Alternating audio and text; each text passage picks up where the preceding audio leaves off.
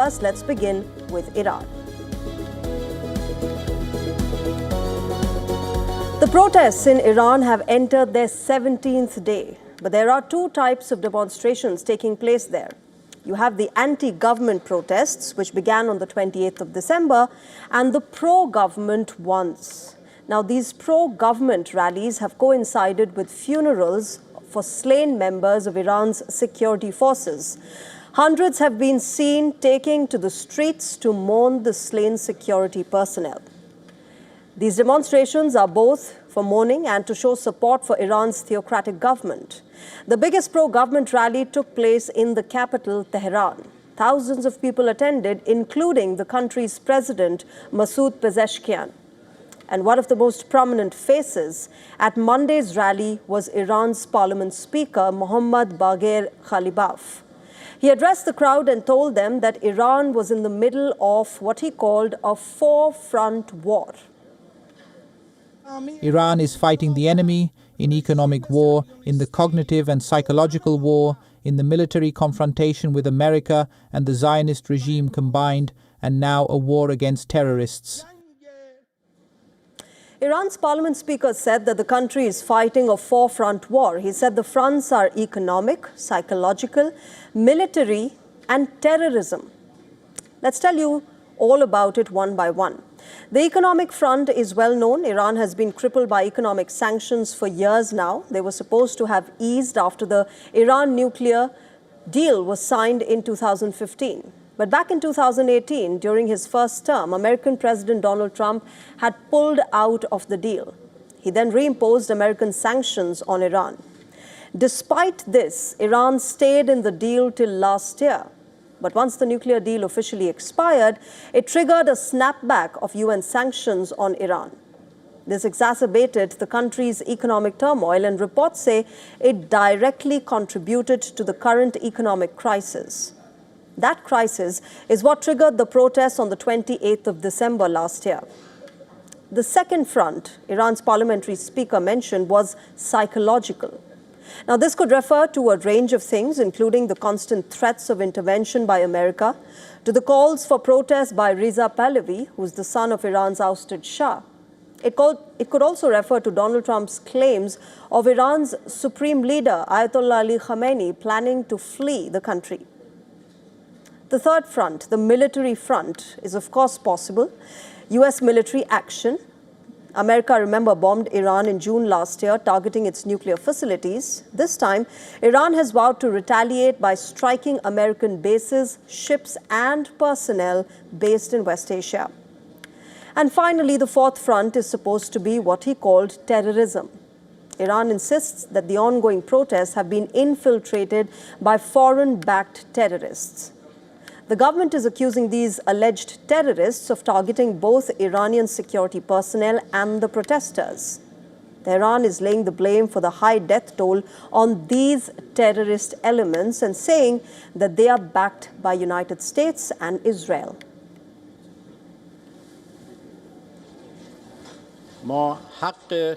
We recognize the right of anyone in Iran to protest. As in the early days, the government entered into dialogue. But riots, arson attacks on public and private property, and above all, terrorism, shooting at civilians, firing on armed forces and police, are things no country would tolerate. I hope that some countries that have taken very misguided positions will pay attention to the realities on the ground.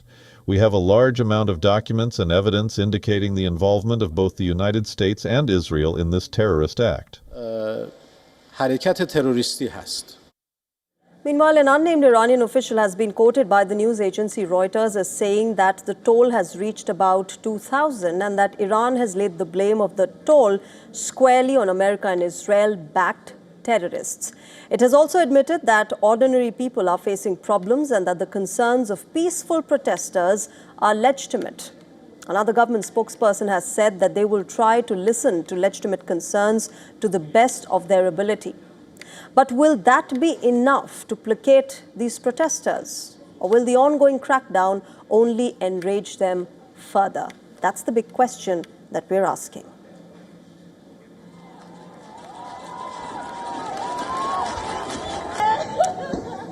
All right, let's try and understand what has been happening in Iran. I'm joined by Elham Abedini. She's an Iranian journalist and international relations expert. She's joining us live from Tehran at the moment.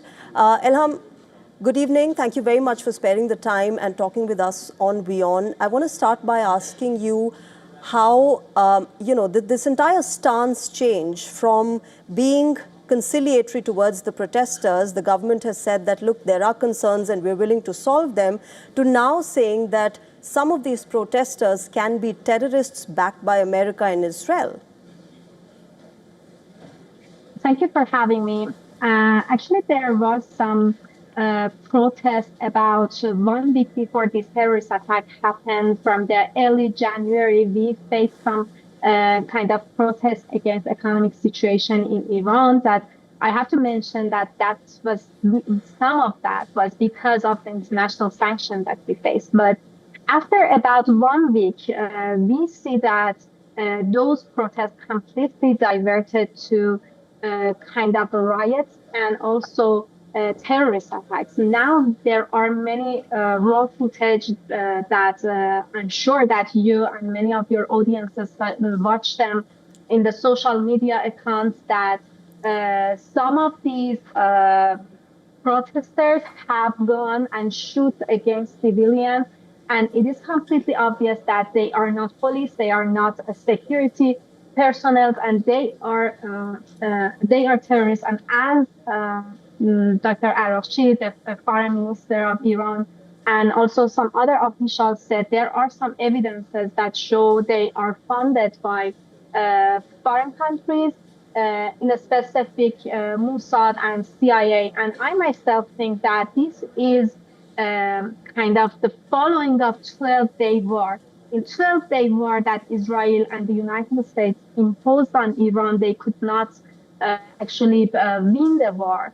They could not achieve their goals. And I think that they wanted to use this kind of protest to make a civil war, actually put Iran in civil war. And then their second plan was that the United States attack Iran based on some allegations against Iranian government. So I think for me, who live in Iran and see these protests closely, Yes. It's completely obvious that it was not protest by the civilians. Elham, do you also think then what many analysts are saying, that the fact that Donald Trump has now imposed 25% additional tariffs on countries that are trading with Iran, do you see that as somewhat softening of the stance of United States of America, which thought that it can strike Iran, but now these tariffs are sort of a compensation for the strikes not happening at the moment? Absolutely. I think that the United States did not attack Iran and did not launch a war against Iran because they know that Israel now is not in a strong position and still did not reform after 12-day war. So they kind of softened their position by these tariffs. But I myself, as a person who live in Iran, I believe that these kind of international sanctions, these kind of tariffs, is not really less than military war or bombardment. It's kind of softened stance, but still it puts people in the crisis. And I see these kind of economic packages against Iran in a bigger puzzle of war against Iran by every tool that they have to use. Okay. Elham, you said that this started as an economic concern, but now since it's turned into a political rebellion, it is perhaps being influenced by America and Israel. But do you not think that there are certain voices that have come out of these demonstrations who have also voiced how they want freedom, that they want not just their economic concerns being resolved, but also their political concerns being resolved? Case in point, there have been viral images that have come out where Iranian women have also burnt images of the supreme leader. Those images have gone viral. So do you think that economic concern was coupled with political concerns as well at the start? At the start, I think it was completely economic issues this time because it was started from bazaar and markets. But after that, I see that around 4 or 5 p.m., everybody tried to get in home because they knew that there are some armed terrorists in the streets. So I mean, if there was civilian protest, they would come into a street. But I myself, when I back from my work to home, I see that how much it was traffic jam to get in home before the night come, and it shows that every civilian worried about that. But at the first, I think it was mostly about economic issues because it was started from bazaar and all actually chant was about economic issues and inflation that we faced. And there are some domestic issues, but it was about some reforms that the Iranian government tried to do that about economic issues. Okay. All right. I'll leave it there. Elam, thank you very much for speaking with us on WION and giving us a ground perspective of what has been happening in Tehran. Thank you very much. Thank you for having me. If we don't take Greenland, Russia or China will. And I'm not letting that happen. But we need Greenland for national security purposes. We need Greenland for national protection. We are going to do something on Greenland, whether they like it or not. While Donald Trump's ambition to acquire Greenland is already out in the open, and the showdown for the Arctic territory has blurred the line between allies and adversaries. Now, a bill calling for a full annexation of Greenland and making it the 51st state of the United States is being pushed in the Congress. A Republican lawmaker from Florida is spearheading this move. The bill calls Greenland a vital national security asset. It also suggests that whoever controls Greenland controls key Arctic shipping lanes and that the security architecture protecting the United States. To rival this, Democrats are pushing a bill as well to shut Donald Trump's ambitions on Greenland. This comes as U.S. Secretary of State Marco Rubio prepares to meet his Danish counterpart in Washington, D.C. But the rhetoric remains tense ahead of the high-stakes meeting. The showdown on Greenland, remember, is a complex interplay of security and resources. The Arctic nation is geostrategically important while also being a home to one of the world's largest rare earth deposits. Greenland ranks 8th in the world for rare earth reserves. It holds with it 1.5 million tons of rare earths under the thick layer of ice that you see. Greenland's vast mineral wealth is held by two major rare earth deposits located in the southern tip of the island. Technologies of the future will be powered by these rare earths. Remember, China has been expanding its presence in the Arctic under its Polar Silk Road plan. China has been pulling the strings on rare earths in response to Trump's tariff threats as well and has already exposed Washington's vulnerability and dependence on Beijing. But the superpower rivalry on rare earths is pitting NATO allies against each other. Greenland comes under the Kingdom of Denmark, who is the founding member of NATO. Denmark has already made it clear, Greenland is not for sale. European countries, including Britain and Germany, are discussing plans to boost their military presence in the Arctic.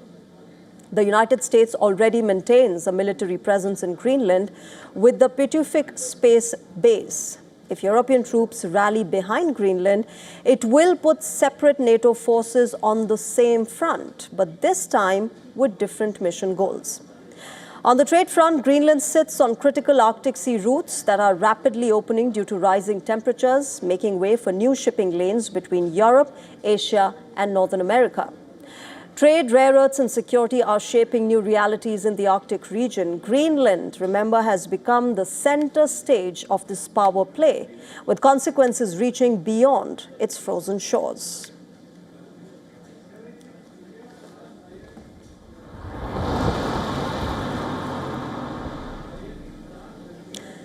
Meanwhile, Latin America has been facing a fresh wave of tensions. The 19th century Monroe Doctrine has been reawakened as the so-called Donroe Doctrine, and the United States is once again pushing for dominance in the Western Hemisphere. Several Latin American governments are in Washington's crosshairs: Mexico, Cuba, Venezuela, Colombia. The sitting heads of these states in these countries face renewed threats from America. The war on drugs, oil, and superpower rivalry has been escalating in this region. In the words of Donald Trump, this hemispheric project is the Donroe Doctrine. It's a revival of the Monroe Doctrine policy of the 19th century, which aimed to tighten U.S. influence in Latin America. Under this doctrine, governments loyal to the United States remain safe, while the defiant ones face punishment. Nicolas Maduro's capture was a clear reflection of this strategy. Next in line is Cuba, a country that has been reeling under a Cold War-era trade embargo. The Cuban economy is being crippled, and the U.S. has vowed to choke oil supplies to the country. Washington believes Cuba's communist government will crumble under this renewed pressure. Mexico's government, on the other hand, is also on Trump's radar. In an interview with US-based network, Donald Trump said that he will order land strikes targeting drug cartels, while specifically mentioning that cartels are running in Mexico. The rhetoric, however, calmed down a bit after Mexican President Claudia Sheinbaum had a phone call with Trump. Next up is Colombia, the country which once was Washington's closest military ally. It is now standing on the opposite side. The country's president, Gustavo Petro, is one of the most vocal voices against Maduro's capture. He called it a spectacle of death and compared it to Nazi Germany's actions. But a hastily arranged phone call with Trump has reduced tensions for now. One thing is clear, Donald Trump is redrawing lines for cooperation. Compliance or defiance will determine Washington's approach to Latin America as the Donroe policy unfolds itself in the entire Western Hemisphere region.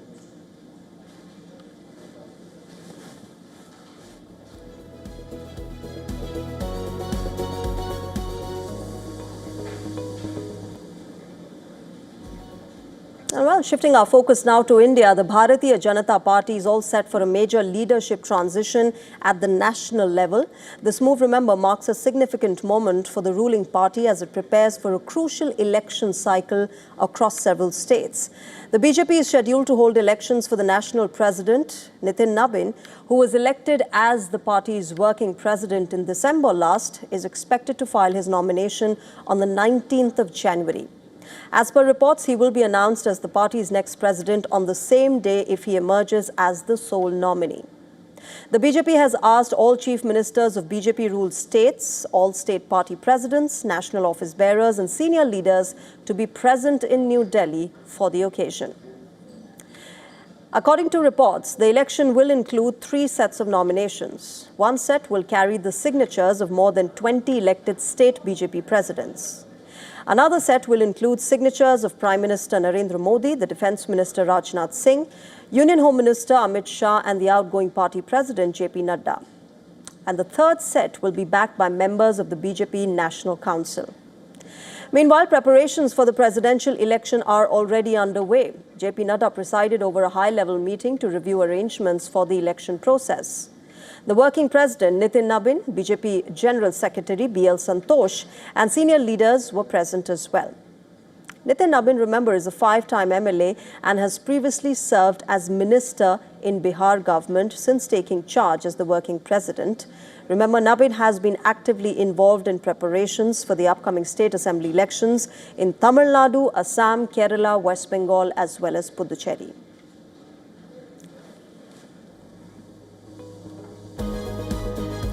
Well, the row over the release of Vijay's last film, Jananayagan, has taken a political turn. The leader of the opposition of Lok Sabha, Rahul Gandhi, has put out a social media post condemning the delay.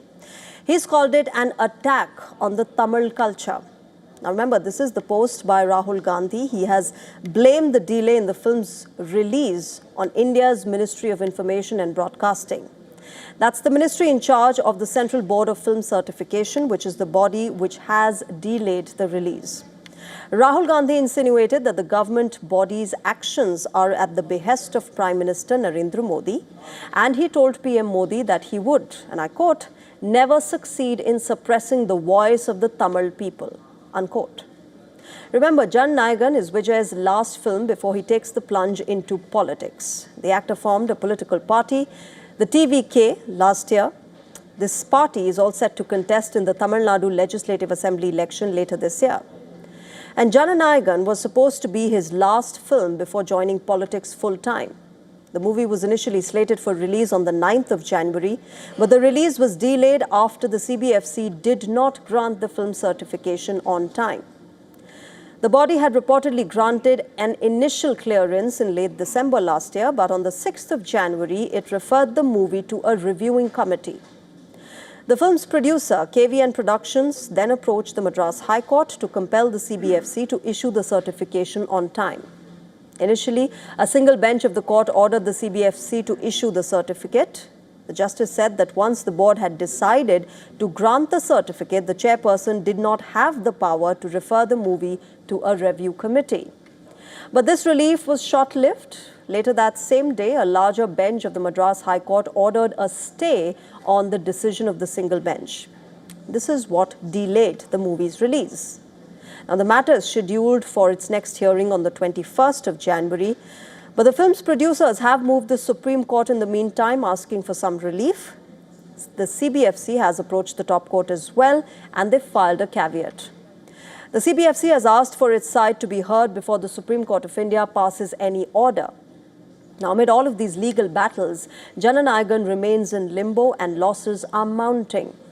Reports say that about 450,000 tickets have been refunded, and it has been called the largest ticket refund in Indian cinema history.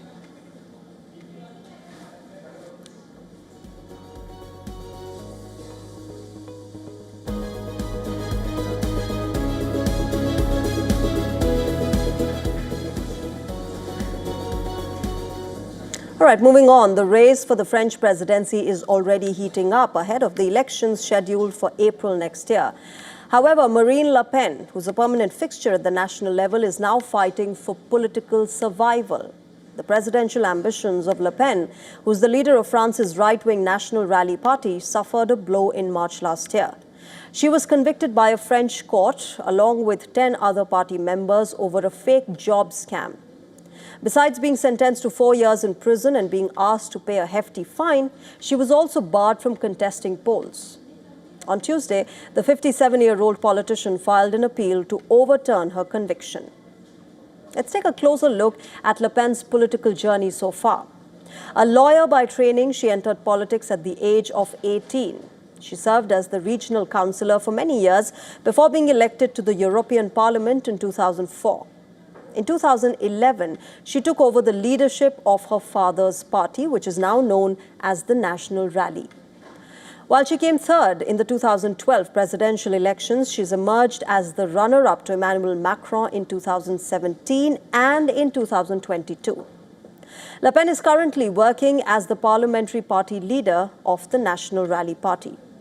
Speaking with the media ahead of the hearing, Le Pen expressed hope that she will be able to convince the judges of her innocence.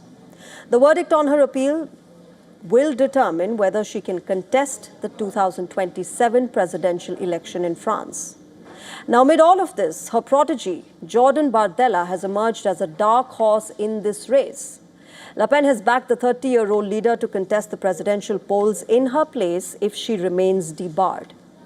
Elected to the European Parliament at the age of 23, Bardella became the president of National Rally in 2022. He gained prominence after leading the party's campaign for the 2024 European Parliament election.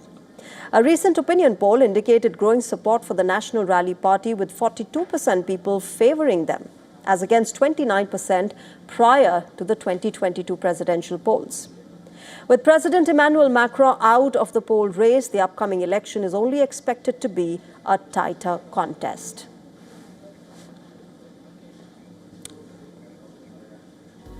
And with that, let's take a look at other political stories making headlines across the globe. The woes of former South Korean President Yoon Suk-yeol compounded as prosecutors sought a death penalty for him. The charge stems from Yoon's attempt in December 2024 to impose martial law in South Korea. He was later impeached by the parliament and detained to face trial. Yoon has been accused of being the ringleader of an insurrection. He's also facing other cases related to abuse of power during his presidential tenure. As Uganda goes to the polls to elect a new president on Thursday this week, the opposition has denounced the government of President Yoweri Museveni. The 81-year-old politician is seeking to extend his 4-decade-long rule. The campaign trail has witnessed the arrest of hundreds of opposition supporters. Meanwhile, the main opposition candidate, Robert Kyagulanyi's wife, has alleged that Uganda is a military state where all state institutions have been captured by President Museveni. Protests against the European Union Mercosur deal continued in France, with farmers reaching Paris for the second time in a week. Around 350 tractors were present at Tuesday's demonstrations, which is being organized by FNSEA, which is one of France's largest farm unions. Farmers have alleged that the deal threatens local agriculture by creating unfair competition with cheaper South American imports.